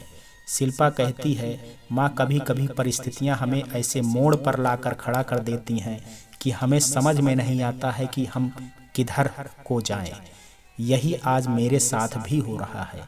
मुझे समझ नहीं आ रहा है कि सही क्या है गलत क्या है। पता तो चले ऐसा क्या हो गया। जतिन बोले। माँ पापा घर पहुंचकर बातें करते हैं। जतिन कहते हैं ठीक है। रेवती शिल्पा को फोर्स मत करो, हम घर पर चलकर बात करते हैं। तीनों लोग घर पहुंच जाते हैं। शिल्पा वंश को दूध पिलाकर सुला देती है। रेवती काफी बना लाई और फिर तीनों लोग ड्राइंग रूम में बैठ जाते हैं। अब बता क्या बात हुई? आज दोपहर से देख रही हूँ जब से तेरी मयंक से बात हुई है, कुछ तो ऐसा वैसा मयंक ने तुझसे कह दिया है कि तू इतनी सोच विचार में डूबी है। तूने उन लोगों को यहाँ आने और वंश से मिलने की इजाज़त क्यों दे दी? इसकी वजह? शिल्पा बोली, बहुत बड़ी वजह है माँ। शिल्पा मयंक की बीमारी के बारे में बताने लगी। यह सुनकर क्या? जतिन और रेवती आश्चर्य से बोले, वह झूठ बोल रहा होगा। नहीं पापा, यह उनकी रिपोर्ट देखिए, मैंने चाची को भी भेज दी है रिपोर्ट। चाची डॉक्टर से सलाह लेकर 1-2 दिन में सारी जानकारी देंगी। यह तो बहुत बुरा हुआ। डॉक्टर का क्या कहना है? डॉक्टर का तो एक ही कहना है पापा, ऑपरेशन ही एकमात्र उपाय है। ऑपरेशन भी पूरी तरह सफल होता है या नहीं, यह मयंक की किस्मत और भगवान के करिश्मा पर निर्भर है। अगर उसकी कृपा होगी तो मयंक बिल्कुल ठीक हो जाएगा, नहीं तो कुछ भी हो सकता है। यह बात ना तो माँ जी जानती हैं और ना ही मौसी जी इस बारे में। नहीं, मयंक में अभी माँ को नहीं बताया। उसने तुझसे क्या कहा? जतिन बोले, उसने मुझसे पावर ऑफ अटॉर्नी साइन करवाई है और वंश के लिए अपनी वसीयत बनाई है। उस पेपर्स पर मेरे साइन लिए हैं। मयंक कह रहा था कि मेरे मरने के बाद मेरी माँ को संभाल लोगी ना शिल्पा? यह कहकर शिल्पा रोने लगी। रेवती शिल्पा के कंधे पर हाथ रख कर उसको सहलाने लगी। मैं अचानक इस मोड़ पर आकर खड़ी हो जाऊंगी मैंने नहीं सोचा था। हाँ, मैं मयंक से नाराज थी। उसने जो किया वो पारुल के कहने पर गलतफहमी में आकर किया। क्योंकि वह मुझसे बेहद प्यार करता था। शायद इसलिए गलत सह नहीं पाया। मैं तो मयंक से आज भी प्यार करती हूँ पापा। कैसे संभालूं खुद को? आज मयंक की हालत देखकर मैं अपने आप को संभाल नहीं पा रही हूँ। मैंने नहीं सोचा था कि मुझे यह दिन भी देखना पड़ेगा। आज मयंक को मेरी सबसे ज़्यादा ज़रूरत है और मैं चाह कर भी उसकी मदद नहीं कर सकती। हमारे रिश्तों के बीच में दूरियां आ गई हैं पापा, और ऐसी दूरी जो हम लोगों को अजनबी बना रही हैं। बस एक ही रिश्ता बचा है कि हम वंश के माता पिता हैं। इसलिए मैंने उससे बोल दिया है कि जब चाहें तब वंश से मिल सकते हैं। मैं नहीं चाहती कि वंश अपने पिता के प्यार से महरूम रहे। यह तूने अच्छा किया बेटा। हमें भी मयंक के लिए बहुत बुरा फील हो रहा है। नाराज तो हम अब भी हैं। उसने मेरी बेटी की जिंदगी बर्बाद की, पर इंसानियत के नाते हमसे जो बन पड़ेगा वो करेंगे। हम उसका बुरा भी नहीं चाहते। संध्या जी ने तुझे हमसे ज़्यादा बेटी की तरह प्यार दिया, जिसके लिए हम संध्या जी की बहुत इज्जत करते हैं। ऐसी सास मिलना बहुत नसीब वालों को ही नसीब होता है। मयंक की गलती की सज़ा उन्हें तो नहीं दे सकते। भगवान ने खुद मयंक को उसकी गलती की सज़ा दे दी है, तो हम भला कौन होते हैं उसको सज़ा देने वाले। तूने अच्छा किया जो कुछ किया। मैं तेरे साथ हूँ। मयंक ठीक तो हो जाएगा ना पापा? सिसकते हुए शिल्पा बोली। अभी तक तो मैं मयंक से नाराज थी, पर फिर भी मैं जी रही थी। अगर उसे कुछ हो गया तो मेरे लिए जीना बहुत मुश्किल हो जाएगा पापा। मैं मयंक से चाह कर भी नफरत नहीं कर पाई पापा, और ना ही कभी कर पाऊंगी। मैं मयंक से बेहद प्यार करती हूँ और उसकी जगह जिंदगी में मैं कभी भी किसी को नहीं दे सकती। शिल्पा के आंसू रुकने का नाम नहीं ले रहे थे। तूने कभी किसी का बुरा ना चाहा तो भगवान भी अब तुझे कोई बड़ा दुख नहीं देगा। यह मेरा विश्वास है। सब ठीक हो जाएगा, पर अब जो भी कुछ करना है जल्द से जल्द करना होगा। हाँ पापा, हमारे पास समय बहुत कम है। बस चाची के फ़ोन का इंतज़ार है। सुनैना भी डॉक्टर से सारी जानकारी लेकर शिल्पा को फ़ोन करती हैं। डॉक्टर रिपोर्ट्स देखकर वह बोल रही थे जो डॉक्टर सिन्हा ने बोला है, मयंक का जल्दी से जल्दी ऑपरेशन करना होगा, क्योंकि ट्यूमर कभी भी फट सकता है। ऑपरेशन के बाद भी कह नहीं सकते कि मयंक पूरी तरह से ठीक हो जाए। वह कोमा में भी जा सकता है या अपनी याददाश्त भूल सकता है। अगर तुम्हारी किस्मत अच्छी होगी तो पूरी तरह ठीक हो जा सकता है। सुनैना ने कहा।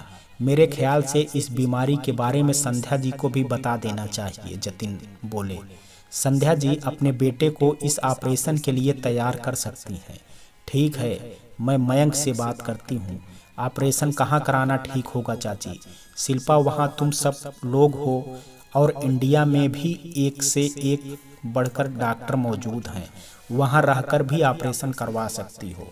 फिर भी यहाँ आना चाहो तो मुझे बता देना, मैं सारी तैयारी करवा दूंगी। थैंक यू चाची, मैं मयंक से बात करती हूँ, फिर आपको बताती हूँ। ओके बेटा, फ़ोन रखती हूँ। सुबह राघव और अंशु आते हैं।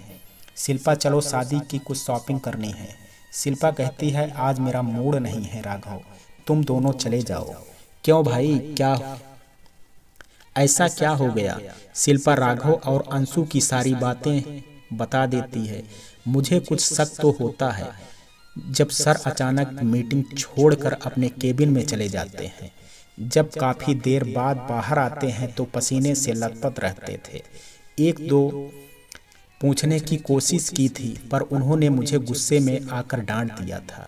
यह सुनकर राघव भी टेंशन में आ जाता है। यह तो बहुत बुरा है। शिल्पा, चल कोई नहीं, तू मयंक पर ध्यान दे, हम लोग अपना देख लेंगे। हो सके तो थोड़ा सा समय देती रहना। वैसे भी अभी हम शादी में तो बहुत टाइम है। तू पहले यह काम देख ले, यह ज़्यादा ज़रूरी है। थैंक यू, तुम दोनों ने मुझे समझा। अभी यह थैंक यू कहाँ से आ गया? तू भी ना शिल्पा, कभी नहीं बदलेगी। चल हम चलते हैं, कोई भी ज़रूरत हो तो फ़ोन करना। सुनैना की बात सुनकर शिल्पा ने मयंक से बात करने का मन बना लिया था। उसने मयंक को और संध्या को घर पर खाने के लिए बुलाया। पापा, मैंने मयंक को आज घर बुलाया है, आज ही हम उससे बात करते हैं। फिर वह हाँ कहता है तो फिर आप माँ जी से बात करिएगा। मैं चाहती हूँ वंश को भी बता दूँ कि मयंक उसके पापा हैं। वंश भी अपने पापा के बारे में पूछता रहता है। कहीं मयंक को कुछ हो गया और फिर वंश को पता चला कि मयंक उसके पापा थे, वंश मुझसे नफरत करने लगेगा। मैंने उसे क्यों नहीं बताया मयंक उसके पापा थे। वंश मुझसे नफरत करे, यह मैं सह नहीं पाऊंगी। शायद तुम ठीक कहती हो शिल्पा। हमें इस बारे में बहुत ही सोच विचार करके कदम उठाना पड़ेगा। ऐसा कुछ भी ना हो कि कल कोई बात सवाल बनकर पूरी जिंदगी हम लोगों को परेशान करती रहे। हाँ पापा, मेरा भी यही विचार है। अब तक तो जो हुआ ठीक था। अगर मयंक बिल्कुल ठीक होता है तो शायद मैं कभी भी वंश को सच पता नहीं चलने देती। पर अब नहीं, मैं आज ही वंश को बता दूंगी मयंक उसके पापा हैं। मैं तो यहाँ लौट कर ही नहीं आने वाली थी। कुछ दिन बाद आप लोगों को भी वहाँ बुला लेती। पिछली बातें भूल पाना बहुत मुश्किल है, पर अब जिंदगी के इस मोड़ पर आकर मुझे नहीं लगता मयंक को इतनी बड़ी सजा देनी चाहिए। उसकी जिंदगी का सबसे खुशनुमा पल होगा जब वंश उसे पापा कहते बुलाएगा। मयंक को इतनी खुशी तो मैं दे ही सकती हूँ। ऑपरेशन के बाद में जो होगा देखा जाएगा। जैसी तुम्हारी मर्जी बेटा। वैसे भी वंश पर जितना हक तुम्हारा है उतना मयंक का भी है। इस सच्चाई को झुठलाया भी नहीं जा सकता। मयंक की जगह अगर और कोई पिता होता तो सच्चाई जानकर अब तक वंश की कस्टडी का केस फाइल कर चुका होता। संध्या जी और मयंक कभी भी यह नहीं चाहेंगे कि वंश तुमसे दूर हो, तो हमें भी उनके बारे में सोचना चाहिए। हाँ पापा, मेरा भी यही विचार है। रेवती भी बीच में बोल पड़ती हैं। शिल्पा सही है, मेरा भी यही विचार है। वंश को सत्य मालूम होना चाहिए। संध्या जी उसकी दादी और मयंक उसके पापा हैं। ठीक है, आज हम मयंक से ऑपरेशन के बारे में बात करते हैं। अगर मयंक ऑपरेशन के लिए तैयार होता है तो हमें भी जल्दी डॉक्टर से सलाह मशवरा करना होगा। शाम को मयंक और संध्या अकेले आते हैं। अरे मौसी जी नहीं आई? माँ जी, मैंने तो खूब कहा। छोटी बोली कि मैं क्या करूँगी, मेरा वहाँ जाकर अच्छा नहीं लगता है। रेवती संध्या को लेकर ऊपर वाले रूम में चली जाती हैं। चलिए हम लोग ऊपर चल करके बात करते हैं। वंश भी ऊपर ही खेल रहा है। शिल्पा का पहले से ही यह प्लान था। माँ जब माँ जी को लेकर के ऊपर चली जाएंगी तब मयंक से बात करेंगे। जतिन और शिल्पा मयंक के पास आकर बैठ गए। मयंक, फिर क्या सोचा तुमने? किस बारे में पापा? सॉरी अंकल जी, कोई बात नहीं, तुम मुझे पापा कह सकते हो, मुझे बुरा नहीं लगेगा। मयंक आश्चर्य से जतिन को देखता है। हाँ, मैं सही कह रहा हूँ, तुम मुझे पापा कह सकते हो। इतना भी बुरा नहीं हूँ जो तुम्हारे तकलीफ के बारे में जानकर भी तुमसे नफरत कर सकूं। मैं पूछ रहा हूँ तुमने ऑपरेशन के बारे में क्या सोचा है? मैं चाहता हूँ तुम जल्द से जल्द अपना ऑपरेशन करा लो। नहीं पापा, मैं ऑपरेशन नहीं कराना चाहता।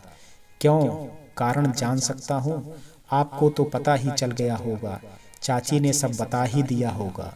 मौत तो आनी ही है। ऑपरेशन के पहले भी आ सकती है, ऑपरेशन के बाद भी। फिर क्या फायदा? मयंक चाची ने भी यही कहा है कि ऑपरेशन के बाद तुम ठीक भी हो सकते हो, और फिर इसके अलावा कोई चारा भी तो नहीं है। ऑपरेशन तो कराना ही होगा। शिल्पा बोली। तुम्हारी बात ठीक है शिल्पा, पर मैंने तो अभी तक वंश को जी भर के देखा भी नहीं है।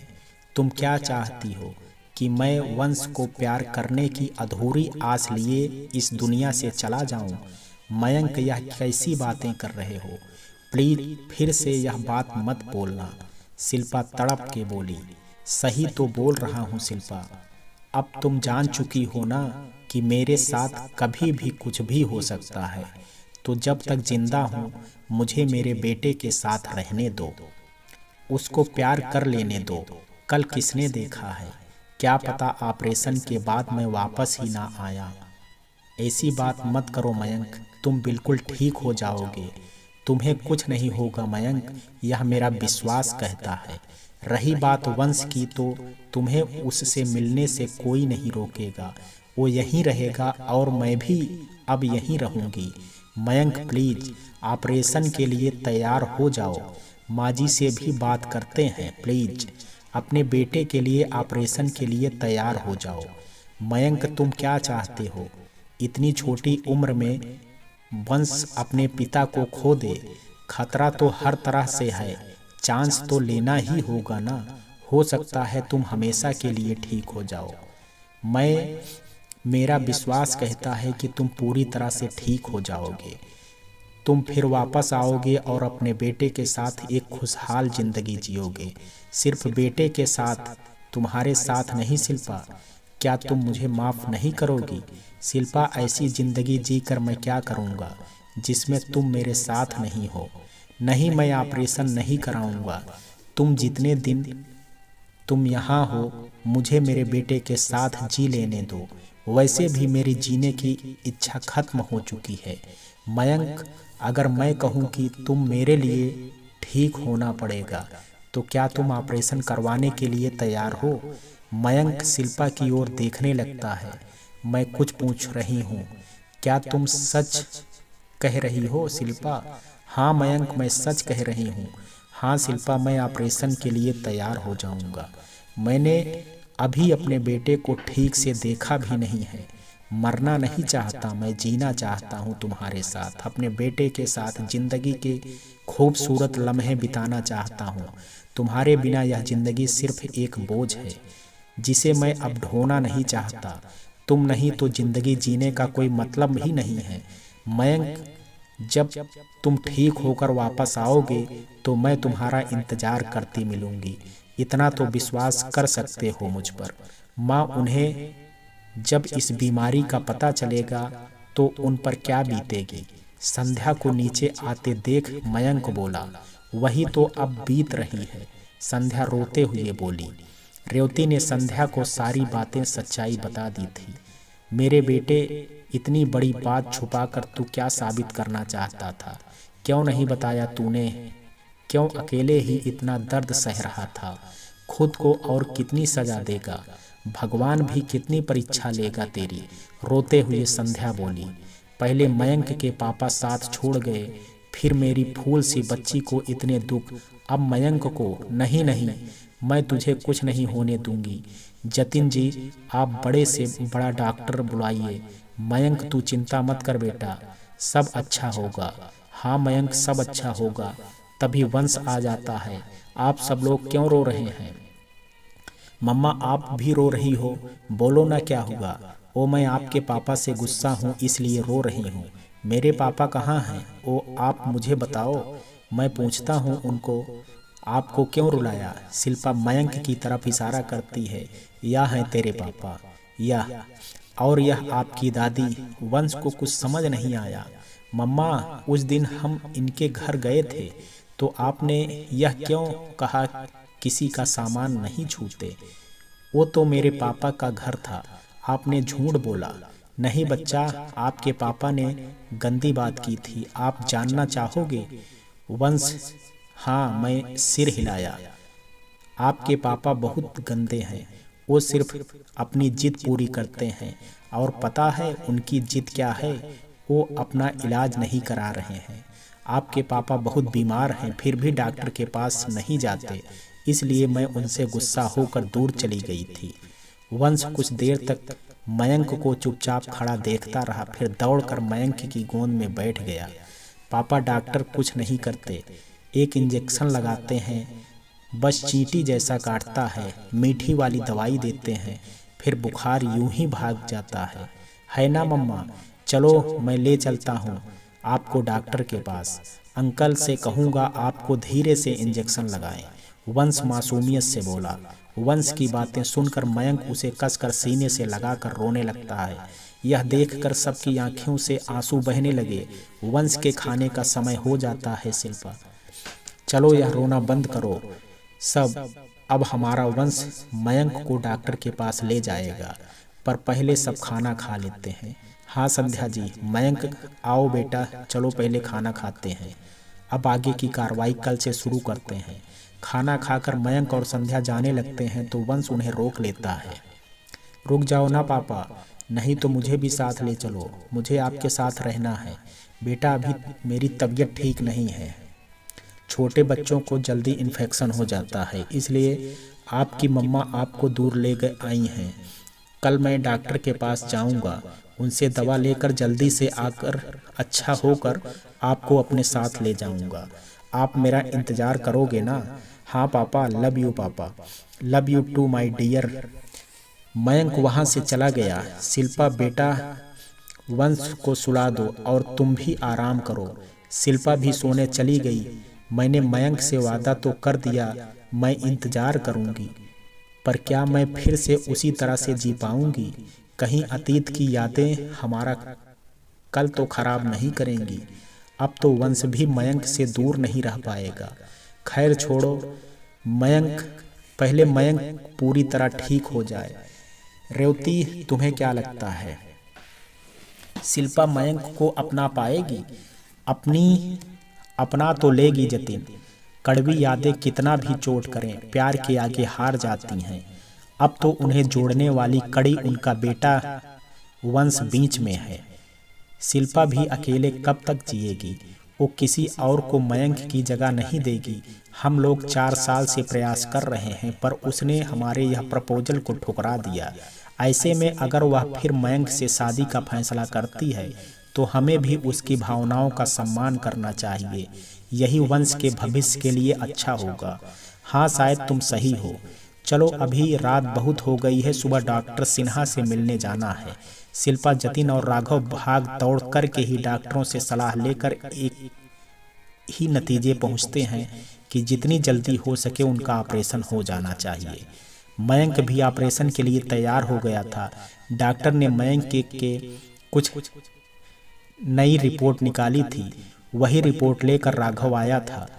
मयंक, 2 दिन पहले तुम्हारा ऑपरेशन है, फाइनल डेट आ गई है। मैं ठीक तो हो जाऊंगा ना शिल्पा? हाँ मयंक, तुम बिल्कुल ठीक हो जाओगे, चिंता मत करो।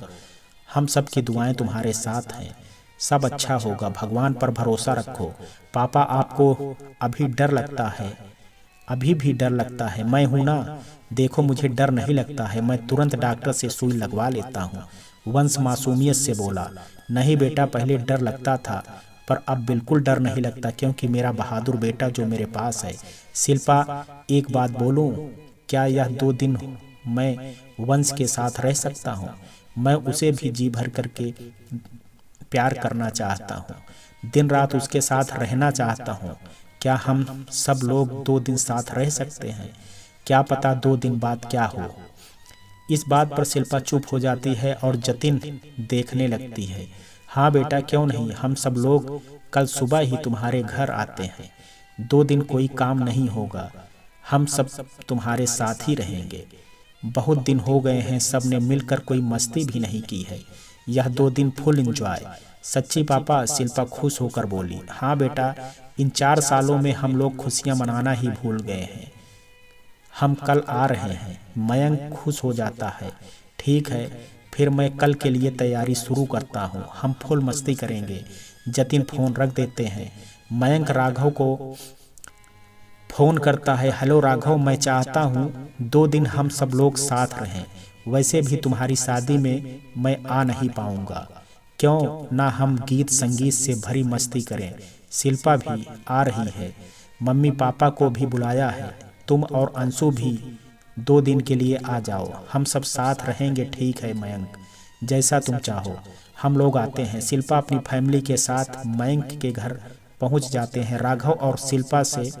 राघव की ओर से शिल्पा, चिंटू, संध्या और मौसी भी लड़के वाले बन जाते हैं। अंशु की ओर से मयंक, वंश, जतिन और रेवती सब मिलकर बहुत मस्ती करते हैं।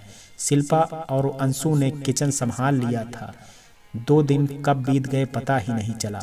मम्मा, इंडिया में कितना मजा आता है, हम वापस नहीं जाएंगे। बेटा, अब हम वापस नहीं जाएंगे, यहीं रहेंगे, अपनों के बीच, अपनों के साथ। अब आप दादी के साथ खेलो, मैं और नानू पापा को हॉस्पिटल ले जाते हैं। शिल्पा, जाने से पहले मुझे तुमसे कुछ बात करनी है। क्या तुम मेरे साथ आ सकती हो? ऐसी क्या बात है मयंक? शिल्पा ने पूछा। अच्छा चलो। शिल्पा मयंक के साथ कमरे में चली जाती है। मयंक के साथ कमरे में पहुंच के शिल्पा बोली, मयंक हम लेट हो रहे हैं, कहो क्या कहना है? मैं तुम्हें एक बार गले लगाना चाहता हूँ। मयंक की आंखों से आंसू बरस पड़े। मुझे बहुत डर लग रहा है शिल्पा, सब छूट रहा है। तुम माँ वंश, पता नहीं फिर मिल पाऊंगा या। बस एक बार गले लग जाओ मेरे। मयंक बाहें फैला कर बोला, कल मैं लौट पाऊंगा या नहीं जानता, पर शायद तुम्हारा एहसान मुझे मौत से लड़ने की ताकत देता रहे। मयंक, शिल्पा रोते हुए मयंक से लिपट गई। तुम्हें कुछ नहीं होगा मयंक। दोनों एक दूजे से अलग नहीं होना चाहते थे। मयंक चलो बेटा, देर हो रही है। जतिन आवाज लगाते हैं, मयंक चलें? शिल्पा खुद को संयत करती है। मयंक हामी भर देता है। बाहर आकर संध्या को गले लगाकर, चलता हूँ माँ, बेटा सब अच्छा होगा, मेरा विश्वास कहता है। बाय पापा, लव यू वंश मयंक के पास आकर बोला। लव यू माई डियर, मैं जल्द वापस आऊँगा। ओके पापा। शिल्पा, राघव, जतिन और मयंक अस्पताल के लिए निकल गए। संध्या की आंखों में आंसू बह रहे थे। वो लड़खड़ा कर गिरने वाली थी। संभालिए आंटी। अंशु संध्या को संभालते हुए बोली। सर बिल्कुल ठीक हो जाएंगे बेटा, मेरा दिल अभी भी बैठा जा रहा है। तू एक काम कर, मुझे भी वहाँ ले चल। पर आंटी, सर ने आपको आने से साफ मना किया है। वो तो जिद्दी है, कभी बात नहीं मानता। पर अब मैं नहीं रुक सकती, मुझे भी मेरे बेटे के पास जाना है। दीदी, मैं भी चलूं? नहीं छोटी, तू रेवती जी के साथ रुक। अंशु, संध्या जी सही कह रही हैं, वो माँ है, भला कैसे घर बैठ सकती हैं? फिर यहाँ रहकर वो और बेचैन हो जाएंगी। तुम उन्हें ले जाओ। जी पापा, ठीक रही। चलिए आंटी, मैं आपको अस्पताल ले चलती हूँ। अंशु संध्या को लेकर के चली जाती है। रेवती वंश को लेकर वहीं रुक जाती हैं। संध्या जी अस्पताल पहुंची तो मयंक ऑपरेशन के लिए जा रहा था। माँ आप, मैंने मना किया था ना, फिर भी आप आ गई। बहुत जिद्दी हैं आप। तेरी माँ हूँ, कैसे रुक सकती हूँ तुझे यहाँ छोड़कर? संध्या डॉक्टर से हाथ जोड़कर, प्लीज़ मेरे बेटे को ठीक कर देना डॉक्टर। आप लोग ऊपर वाले से प्रार्थना कीजिए, हम लोग अपना काम करते हैं, कोशिश करेंगे सब अच्छा हो। 3 घंटे ऑपरेशन चला। डॉक्टर आकर बताते हैं, बधाई हो, ऑपरेशन तो सफलतापूर्वक हो गया है, पर सही मायने में सफलता मिली है या नहीं, यह मयंक के होश आने पर पता चलेगा। मतलब? शिल्पा ने परेशान होते हुए पूछा। मतलब यह ट्यूमर बहुत डीप था। मयंक के दिमाग पर उसका कितना असर पड़ा है, यह चिंताजनक है। कहीं वो अपनी याददाश्त ना खो बैठे। शिल्पा की खुशी काफूर हो गई। कहीं मयंक मुझे और वंश को भूल गया तो? यह सोचकर उसकी आंखों में आंसू आ गए। अब तो वंश भी उससे दूर नहीं रह सकता। सब ठीक होगा बेटा, तू चिंता मत कर, संध्या बोली। हाँ सब अच्छा होगा बेटा, जतिन शिल्पा से बोले। राघव, अंशु, तुम लोगों को शादी के कई काम हैं, तुम दोनों जाओ अपने काम देखो। नहीं ठीक है, हम रुकते हैं ना, राघव ने कहा। नहीं राघव, अब बहुत समय हो गया है, तुम लोग जाओ आराम करो। अंशु के घर पर सब चिंता कर रहे होंगे। हाँ ठीक है, हम चलते हैं, अपना ध्यान रखना, कोई काम हो फोन करना। राघव और अंशु भी चले गए। पापा आप माँ जी को लेकर घर चले जाओ, थोड़ा आराम कर लो। नहीं बेटा, जब तक मयंक को होश नहीं आता है संध्या जी को रुकना जरूरी है। क्या पता सही में वो हमें भूल गया तो? अपनी माँ को तो पहचान लेगा। हाँ सही कहा पापा। शिल्पा का मन हो रहा था कि वो जोर जोर से रोने लगे। हे भगवान, ये कैसी परीक्षा ले रहे हैं वो मेरी। मयंक को पाने की खुशी देते देते उसके दूर होने का डर देने लगे। अब जब मैं फिर से मयंक को खोना नहीं चाहती तो उसके भूलने का डर सताने लगा। तभी नर्स आकर बुलाने भागी। यह देख सभी घबरा गए। क्या हुआ सिस्टर, आप इतनी जल्दी में? सब ठीक तो है? मयंक ठीक है ना, उसको कुछ हुआ तो नहीं? शिल्पा ने घबरा कर पूछा। नर्स बोली, चिंता मत कीजिए, सब बढ़िया है। मयंक सर को होश आ रहा है, इसलिए डॉक्टर को बुलाने जा रही हूँ। नर्स डॉक्टर को लेकर वापस रूम में चली गई। शिल्पा की घबराहट बढ़ती जा रही थी। बैठ जा बेटा, क्यों चिंता कर रही है, सब अच्छा होगा। डॉक्टर सिन्हा आकर कहते हैं सब बढ़िया है, मयंक अपनी माँ से मिलना चाहता है, आप सभी एक एक करके उससे मिल सकते हैं। संध्या तेजी से मयंक के पास चली जाती है। मेरा बेटा तू ठीक है ना? हाँ माँ मैं ठीक हूँ, तेरे आशीर्वाद ने मुझे नई जिंदगी दी है। माँ चल अभी बातें नहीं, आराम कर, संध्या ने प्यार से डपटते हुए कहा। बाहर शिल्पा मन ही मन पक्का मुझे भूल गया है मयंक, तभी मुझसे मिलने का नहीं कहा। तभी संध्या बाहर आकर कहती है जा बेटा तू भी मिल ले मयंक से। माँ जी ने मयंक ने कहा। नहीं उसने नहीं कहा, मैं कह रही हूँ। शिल्पा का दिल बैठ गया, जिसका डर था वही हुआ। उसने एक बार भी मेरा नाम नहीं लिया। शिल्पा डरते डरते मयंक के पास पहुँच गई। कैसे हो मयंक? हाँ ठीक हूँ। मयंक का रूखा रूखा सा जवाब सुनकर शिल्पा का दिल टूट गया। ठीक है आप रेस्ट करो, मैं चलती हूँ। शिल्पा उठकर जाने के लिए मुड़ी तो उसकी आंखों से आंसू छलक गए। तुम मुझे भूल गए मयंक। शिल्पा दरवाजे की ओर आंसू पोंछते हुए जाने लगी। बस इतना ही प्यार करती हो मुझसे? मयंक पीछे से बोला। शिल्पा चौंक कर मुड़ी तो मयंक उसे देखकर मुस्कुरा उठा। मयंक तो आपको ऐसी हालत में भी मजाक सूझ रहा था। आपको क्या पता मैं आपसे कितना प्यार करती हूँ, आपने तो मेरी जान ही निकाल दी। कहते हुए शिल्पा रोने लगी। तुम्हारे मुंह से यही सुनना चाहता था शिल्पा, इसलिए छोटा सा झूठ बोल दिया। सॉरी माफ़ कर दे यार, आपको इतनी आसानी से माफ़ी नहीं मिलने वाली। शिल्पा रोते हुए बोली। बस भी करो शिल्पा, बहुत दर्द दिया है तुम्हें, इस दर्द के सैलाब को अब रोक दो बहने से। अब एक भी आंसू बर्दाश्त नहीं है मुझे। बस अब और बातें नहीं, आप आराम करो। मैं माँ और पापा को घर भेज देती हूँ, मैं यहीं बाहर बैठी हूँ। शिल्पा बाहर आकर पापा के गले लग गई। पापा मयंक ठीक है, वो कुछ नहीं भूला। यह देख जतिन समझ गए शिल्पा के दिल में क्या है। यह तो बहुत खुशी की बात है। जतिन मयंक के पास जाकर जेब से पैसे निकालकर मयंक के सिर पर घुमाकर वार्ड बॉय को देते हैं। पूरा स्टाफ को मिठाई बांट दो। चलिए संध्या जी, अब आपको भी घर चलिए। शिल्पा मयंक की देखभाल में दिन रात एक कर देती है। आज 7 दिन बाद मयंक को छुट्टी मिलने वाली है। राघव और चिंटू दोनों अस्पताल में मौजूद थे। वंश घर पर अपने पापा का इंतजार कर रहा था। डॉक्टर से सलाह मशवरा करने के बाद तीनों घर निकल गए। रेवती जी जरूर आपसे पिछले जन्म का कोई रिश्ता है। इतनी बड़ी विपदा में आप लोगों का साथ और प्यार हमें सहारा देता रहा। नहीं संध्या जी, यह ऊपर वाले की मर्जी थी। मयंक इतनी बड़ी तकलीफ से जुड़ा रहा, यह उसकी मर्जी थी। तभी तो शिल्पा यहीं आई और समय पर मयंक का इलाज मिला। आज वो ठीक है। सही कहा रेवती जी, नहीं तो मयंक इस बीमारी को कभी किसी पर जाहिर नहीं करता। लो आ गया मेरा बेटा। छोटी भारती की थाली लेकर आ। पापा की आरती मैं उतारूंगी दादी। अबे तू इतना छोटू है या? तू रहने दे, चिंटू ने वंश को छेड़ते हुए कहा। जतिन ने वंश को गोद में उठा लिया। अब वंश सबसे बड़ा हो गया है। लाओ भाई वंश को दे दो आरती की थाली। वंश खुश होकर मयंक की आरती उतारने लगा। संध्या ने रीता से मयंक को देखभाल के लिए बात कर ली थी। उन्हें मालूम था शिल्पा मयंक के घर आने के बाद यहाँ नहीं रुकेगी। शिल्पा इससे मिलो, यह रीता है, मेरी बेटी ही समझो इसे। इसके कारण आज मैं चल फिर रही हूँ।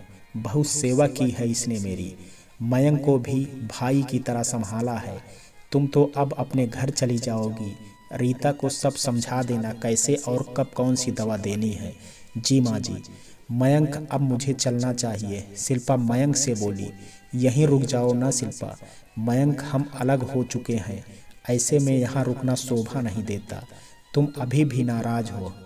मत जाओ शिल्पा, मुझे फिर से छोड़कर नहीं जाओ। मैं तुम्हारे बिना नहीं रह सकता। तुम चाहते हो मैं यहाँ रहूँ, यहाँ रुकूँ, उसके लिए तुम्हें माँ पापा से अनुमति लेनी होगी। उसके लिए तुम्हें ठीक होना पड़ेगा। मयंक, हम बिना शादी किए साथ नहीं रह सकते। चलती हूँ। शिल्पा चली जाती है। माँ जी, कोई भी ज़रूरत हो तो फ़ोन करना। 2-3 दिन में बहुत व्यस्त हूँ। राघव की शादी है, फिर हम लोग मिलने आते हैं। शिल्पा और शिल्पा की फैमिली राघव की शादी में व्यस्त हो गई। राघव अकेला था, इसलिए जतिन ने उसकी शादी की सारी जिम्मेदारी अपने ऊपर ले ली थी। वंश को शादी के फंक्शन देखकर बहुत मज़ा आया। उसने चिंटू के साथ मिलकर खूब मस्ती की।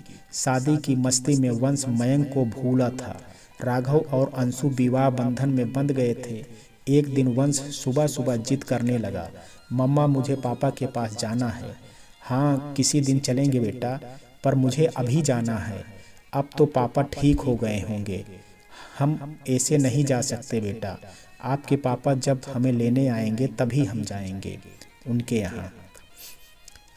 आप खेलो। शिल्पा वंश को बहला फुसला कर भेज देती है। उधर मयंक भी शिल्पा के लिए बहुत बेचैन हो रहा था। उसने जतिन को बुलाया था। मयंक, क्या हुआ? तुमने मुझे यहाँ अकेले क्यों बुलाया है? पापा, मैं अपने किए पर बहुत शर्मिंदा हूँ। भगवान ने मेरी गलतियों के लिए मुझे माफ़ कर दिया, इसलिए मुझे दूसरी ज़िंदगी दे दी। अब मुझे मेरी ज़िंदगी सौंप कर मुझे माफ़ कर दो।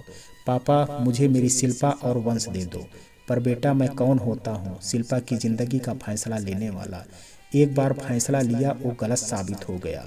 अब शिल्पा जो भी चाहे हम उसके फैसले में शामिल हैं।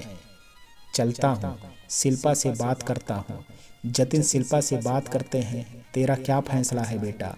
पापा, अगर मयंक सम्मान के साथ मुझे अपनी पत्नी बनाकर ले जाए तो मैं उसके घर जाऊंगी। ऐसे वहाँ बार बार जाना मुझे पसंद नहीं है। अभी जाती हूँ तो आसपास के लोग कैसी नज़रों से देखते हैं, मुझसे सहन नहीं होता है। आंटी, अब मयंक सर बिल्कुल ठीक है। रीता बोली, अब मेरी ज़रूरत नहीं है, मैं कल से नहीं आऊँगी। मयंक सर को सिर्फ यह दवा और 1 महीने तक लेनी है। रीता चली गई है। माँ से शादी करना चाहता हूँ। माँ, मैं शादी करना चाहता हूँ। मयंक ने सुबह सुबह संध्या को झटका दिया। शादी किससे और क्यों? अभी तो शिल्पा वापस आ गई है। शिल्पा ने तुझे माफ़ कर दिया है, इतना सुंदर बेटा है तेरा। फिर अचानक यह शादी? संध्या ने परेशान होते हुए पूछा। हाँ माँ, शिल्पा ने मुझे माफ़ कर दिया, पर अब वो मेरी पत्नी नहीं है। वो यहाँ नहीं रह सकती, मयंक बोला। संध्या, यह बात सुनकर तू सही कह रहा है मयंक, यह मेरे दिमाग से कैसे निकल गया। मैं खुशी में इतना पागल हो गई कि इस बात ही भूल गई। मैं अभी ही रेवती जी और जतिन जी से बात करती हूँ। दोनों की मंजूरी पाकर शादी की तैयारियां शुरू हो जाती हैं। राघव और अंशु शादी की सारी जिम्मेदारी अपने ऊपर ले लेते हैं। शिल्पा और मयंक एक बार फिर विवाह के बंधन में बंध जाते हैं। शिल्पा दुल्हन बनकर फिर उसी घर में गृह प्रवेश कर रही थी जहाँ से कभी बेइज्जत होकर निकली थी। पूरे सम्मान के साथ मयंक के साथ अपने घर में कदम रखते हुए खुशी के आंसू छलक पड़े। सबकी जिंदगी में खुशियां लौट आई थी। संध्या जी मंदिर में दिए जला रही थी, भगवान से प्रार्थना कर रही थी, अब मेरे बच्चों की जिंदगी में भरपूर खुशियां देना प्रभु। दोनों की आंखों में बहुत दर्द का सैलाब बहा, अब खुशी भरे सपने सजा देना। चल छोटी, आज बहुत दिनों बाद चैन की नींद आएगी। तुम दोनों भी आराम करो। वंश आज दादी के पास कहानी सुनेगा, है ना वंश? हाँ, वो मंकी वाली कहानी अधूरी रह गई थी दादी। गुड नाइट मम्मा पापा। वंश संध्या के साथ उनके रूम में चला गया। मयंक, अब तो कोई पारुल हमारे रिश्ते को तबाह नहीं करेगी? शिल्पा ने मयंक के गले लगते हुए पूछा। हाँ, कह नहीं सकता, मयंक उसे छेड़ते हुए बोला। मयंक, शिल्पा गुस्से में तिलमिलाई। अरे बाबा, मजाक कर रहा हूँ। अब तो मैंने तेरी भी पावर ऑफ अटॉर्नी तुम्हारे हाथ में सौंप दी है। शिल्पा, यह सब करके मरना है क्या? मयंक हंसते हुए बोला। हाँ, यह बात तो सही कह रही हैं मयंक। अब मैं चुपचाप रो कर नहीं बैठने वाली, तो बच के रहना मुझसे।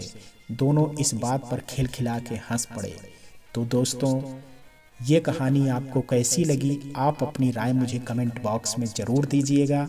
दोस्तों, अगर वीडियो आपको पसंद आया हो तो वीडियो को लाइक, शेयर और चैनल पे अगर पहली बार आए हैं तो चैनल को सब्सक्राइब करना ना भूलें।